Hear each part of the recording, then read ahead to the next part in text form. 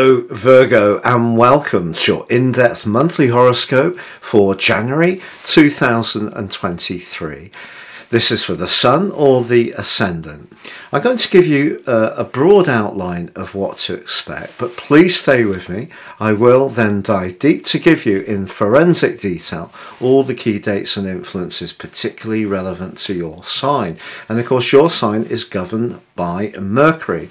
And as we start this new year, Mercury is in a retrograde, but in your sister Earth sign of Capricorn. Now, House 5, which this represents, can be very creative. So I think we have to say that as you come into the new year, one of the flavours of 2023 is it could ask you to rethink your creative output, anything to do with play, fun, sociability.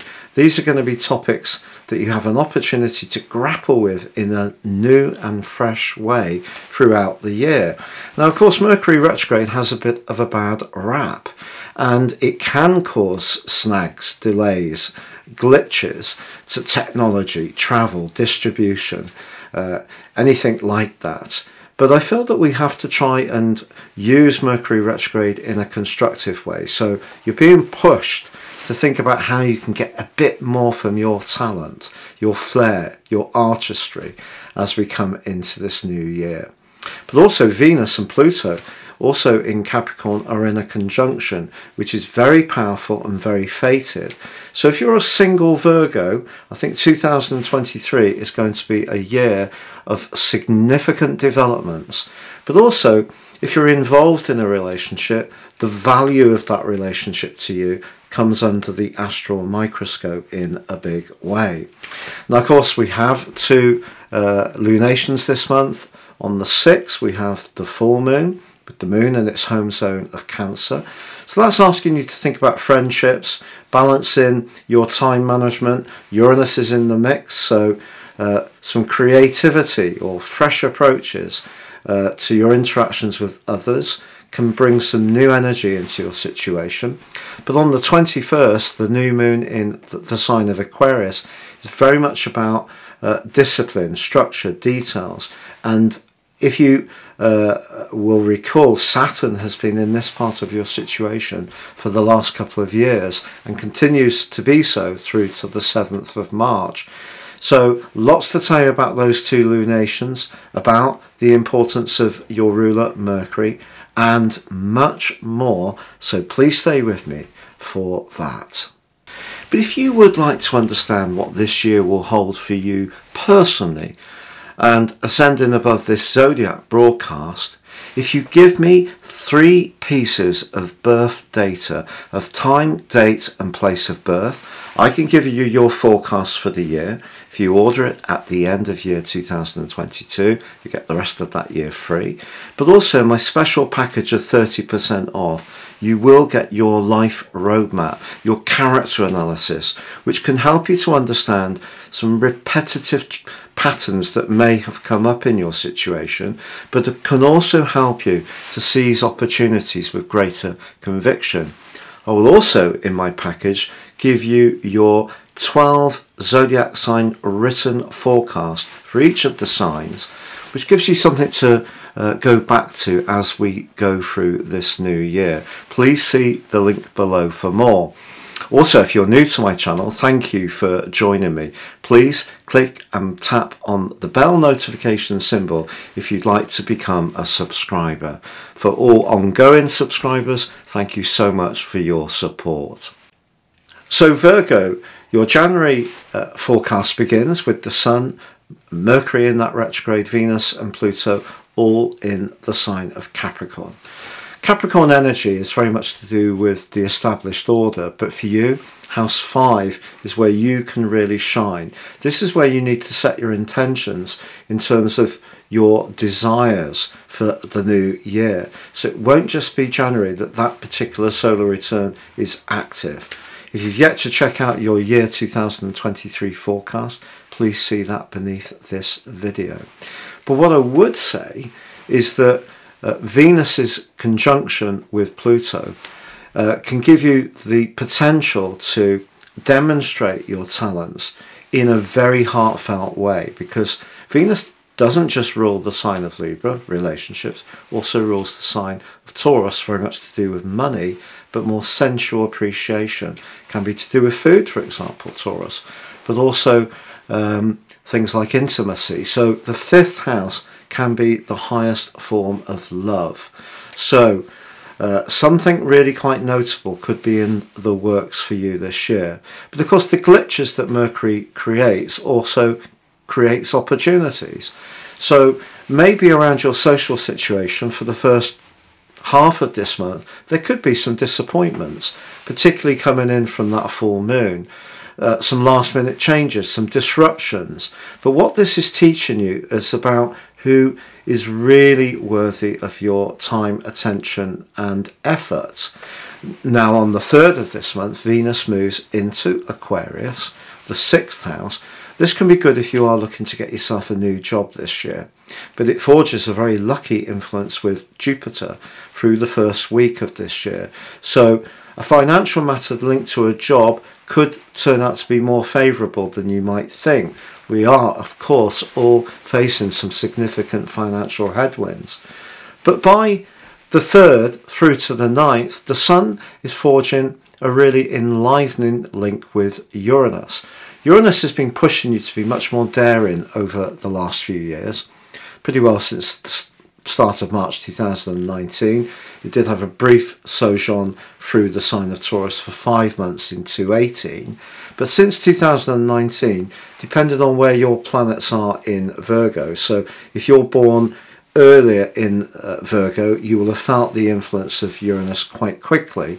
But generally, Virgo people have been encouraged to break out, be more daring. The problem is that Saturn has been in the part of your situation to do with obligations, responsibilities, making sure that you're doing your thing to support others. And of course you have a strong moral understanding of that anyway. Very often Virgo people work in service or helping or caring professions. But the problem is that Saturn and Uranus have been in a very inflexible, because they've both been in fixed signs, and very attritional relationship up until the end of the first week of December last year. The great news, however, is that that's now at an end. But if you have felt compromised between that need to be more free that Uranus is promoting with another side of your nature that needs to stick and focus on what you're good at, but also what gives you some kind of regular pattern in your life, that's totally understandable. But it probably has created some frustrations and maybe some migraines and headaches at times, because your options have felt rather limited, and it may have seemed that you've had to keep going with something that closed down the chance for change. So the full moon that occurs on the 6th, together with the Sun's glorious link to Uranus, means that you have an opportunity to change things up. But that may mean that you're going to upset the established order, and someone close to you may not like that. The other thing to remember, Virgo, is since the end of August last year, Mars has been pushing you to be more ambitious. It was just that since the start of October, when Mars got compromised by Neptune, someone around you may, through faint praise or a lack of encouragement or a lack of belief in what you've wanted to do, has drained you of some of your get-go. That was repeated once Mars went into a retrograde at the end of October, but also it continued its square with Neptune through to the end of the first week of December. So Mars is being blunted in terms of its ambition, but it goes direct on the 12th, ending about a 10.5-week retrograde, where the things that you may have wanted to have reached the sky with may not have quite worked out. Now you have this supporting the reorganisation around your time, energy and your chosen area of activity. And Mars in the 10th house direct is very potent. This gives you a lot of extra gravitas, a lot of extra desire to assert yourself. But on the 18th, your ruler does end its retrograde.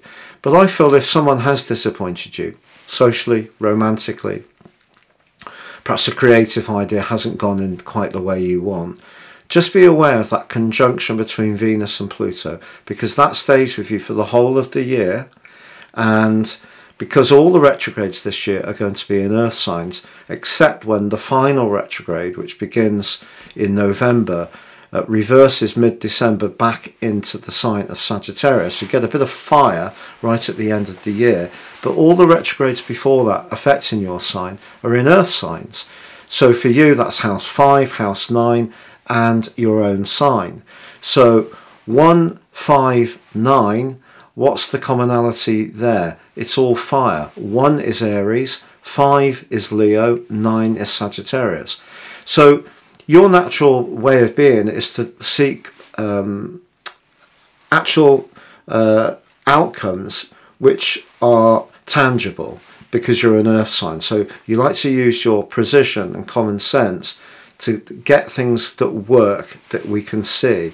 But this year, I think a lot of your thinking has got to be how you can create, where you can use your passion to better effect, along with your natural penchant for detail and managing things in a very meticulous manner.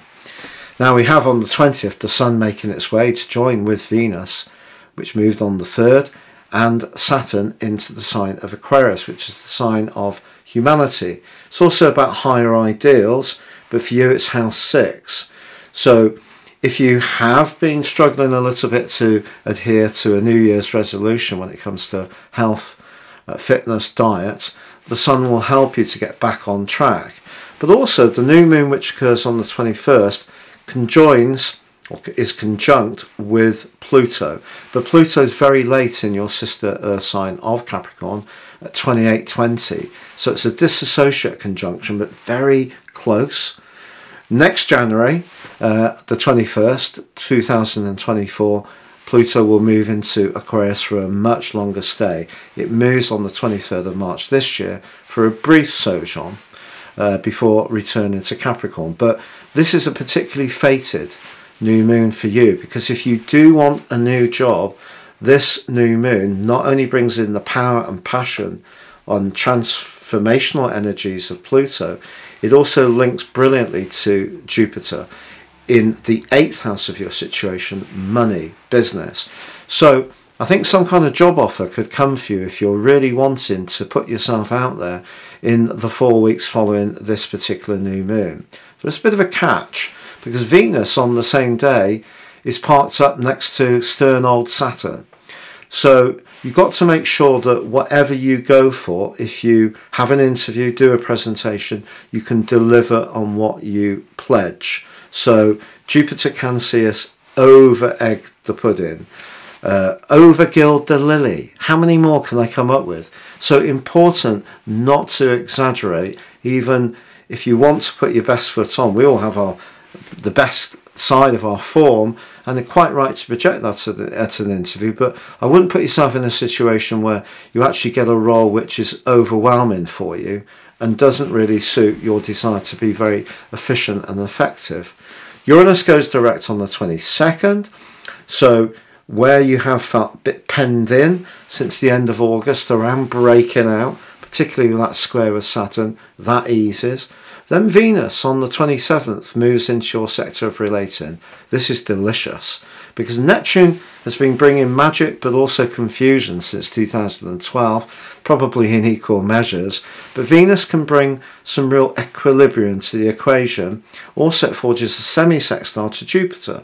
So you can see that Jupiter features very strongly this month, and it's not finished because it also in the last week continues to forge a great link with the Sun right through to the end of the month. But more than that, the Sun in Aquarius also forges a fantastically powerful link to Mars. So Mars comes out of retrograde, Mercury comes out of retrograde, Uranus comes out of retrograde. You get this stunning new moon which links to the planet of growth, optimism and fortune, Jupiter. Jupiter links to Venus at the start of the month, the end of the month, and to the Sun, and the Sun links to Mars. Do you know, Virgo, there's so much for you to go for. What's not to like? I think the main thing to remember is that all through this month, Saturn and Neptune are in a semi-sextile. So whether it's around relationships, whether it's around fun time, whether it's around being creative, your natural self-discipline, eye for detail, precision are going to be very important. But it's important too not to let your desire for an orderly existence to pulverize your passion, because you can see with your ruler in retrograde at the start of this year, in what essentially is a very Leonian energy, the 5th house, you're going to be challenged to break out and demonstrate to people not only are you a fantastically reliable, conscientious, hard-working, detailed, precise, very valuable colleague or relative or partner, but there's so much more to you, and you can showcase that this year, but you will have to push out of your comfort zone, and it does mean embracing the energy of Pluto, which is about transformation, and in some ways the lust of Venus, to demonstrate that life can be really lively, fun and varied. And actually that's not scary for you, who does like that essential order. It's been a real pleasure being with you, wishing you all the best for 2023.